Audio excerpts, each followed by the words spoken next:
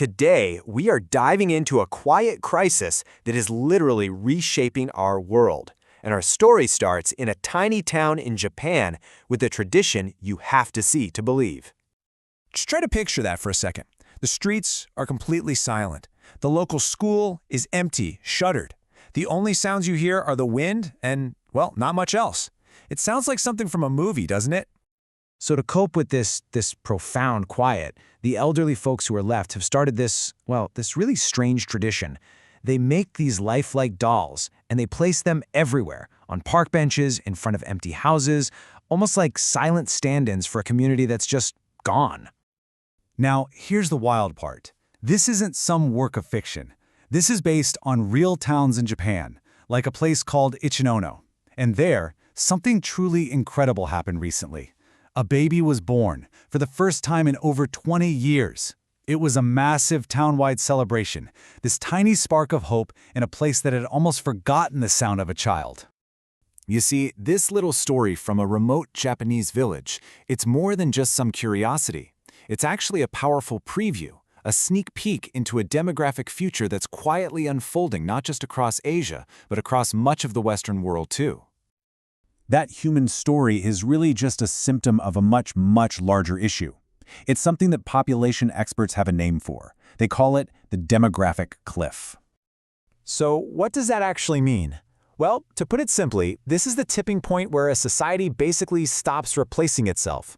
The number of births falls off so fast that it kicks off this whole cascade of problems for the economy, for society, for pretty much the entire future of a country. And for Japan, their entire crisis can be boiled down to this one stark number, 1.2.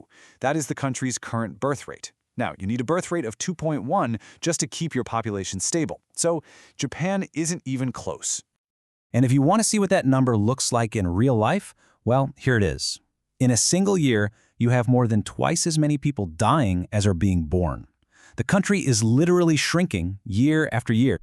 Just let that sink in for a moment. A nation with a rich history stretching back thousands of years could see its population get cut in half within our lifetimes.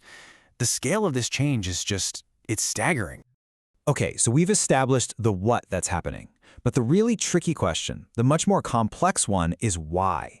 And it turns out there's no single, simple answer. It's more like a perfect storm of factors all hitting at once. Yeah, there's no single bad guy here. It's this complex mix of deep cultural shifts and really harsh economic realities. Things like the old matchmaking systems that pretty much ensured people coupled up, they're gone. And in their place, you have this incredibly intense work culture, wages that haven't really gone up in decades, and a whole new generation that's choosing to live life on their own terms. And to really understand that work culture, you just need to know this one word: karoshi. It literally translates to death from overwork. The pressure is so intense, it's actually a legally recognized cause of death. It affects everyone, and it leaves very little time or energy for anything else in life, let alone thinking about starting a family. And look, even if you wanted to start a family, the financial pressure is just immense. To put it into perspective, in Japan, childcare can eat up almost half of a couple's income. So for many young people, having a family starts to feel less like a joy and more like an impossible financial sacrifice. But here's the real kicker. While Japan is kind of the poster child for this crisis, it is not just a Japanese story anymore, not by a long shot.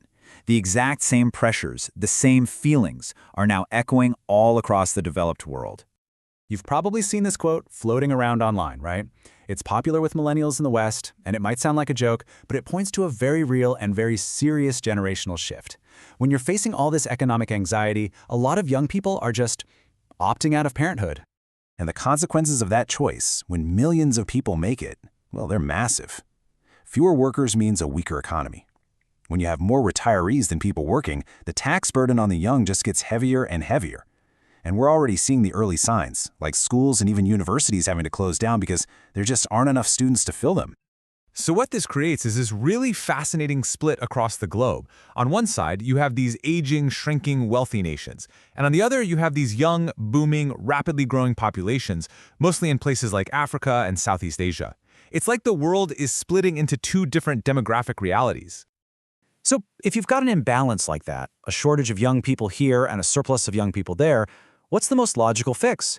Well, for a lot of economists and governments, the answer comes down to one word: immigration.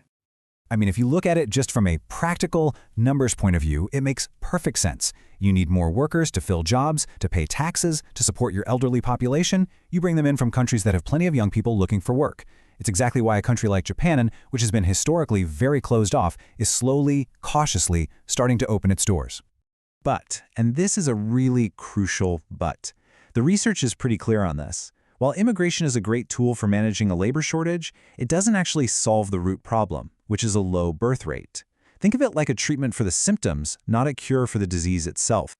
So all of this, the silent towns in Japan, the shrinking workforces in the West, this great global divide, it all leads us to a really fundamental, massive question.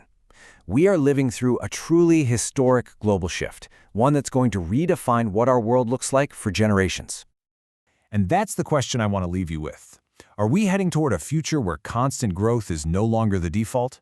Is a quieter, older world our new normal? And if it is, how on earth are we going to adapt?